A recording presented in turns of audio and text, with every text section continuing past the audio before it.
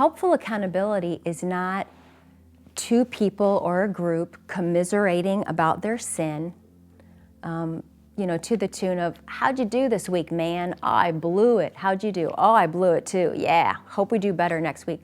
That's not accountability, and that could be women. Accountability is also not merely having, for example, a list of 10 questions that asks you, say about pornography, did you do this? Did you do this? And then the final question is what? Have you just lied to me?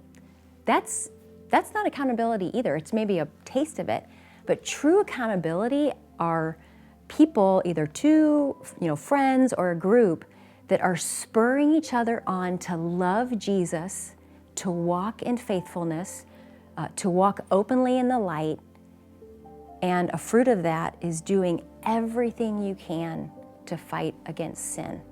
That's what I believe is true accountability, that it's really just an aspect of discipleship, helping each other grow in Christ and overcoming sin patterns as well.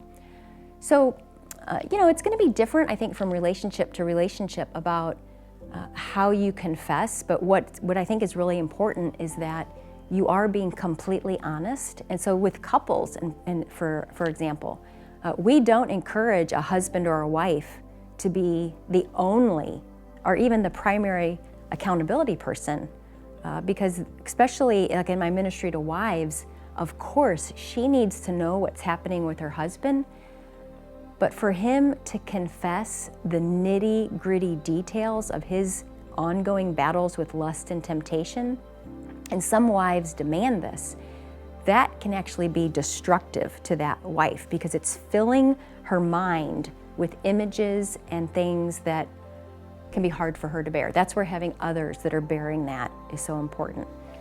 So I think, I've already kind of laid out what I think is the heart of accountability. The mechanics or the nuts and bolts of it are, you want to be completely open and honest with those people, not spinning it, not hiding. You want to have commitments of, here's what we're committing, here's what you're committing to be honest with me about, here's what I'm going to commit to you as a helper, when it's maybe not mutual. And this is where the struggler, woman or man, you've got to be really humble and honest, because maybe you've done what I've done in the past with other sin struggles, is I ask someone to hold me accountable and they fall off. And I think, well, she's not asking me, she's not following up. So no, for accountability to work, the weight in some ways is really on the person that needs it. So you've got to commit. I'm gonna keep being open and honest. I'm gonna keep myself in the light here. And when I'm struggling or when I'm making room for sin, I'm gonna out myself on that. And you can see the beauty of that. When brothers in Christ, when sisters in Christ, and I do recommend gender-specific accountability, is you can see the beauty of that coming together of, you're just helping each other cling to Jesus. You're helping each other go to the Lord in the midst of these struggles.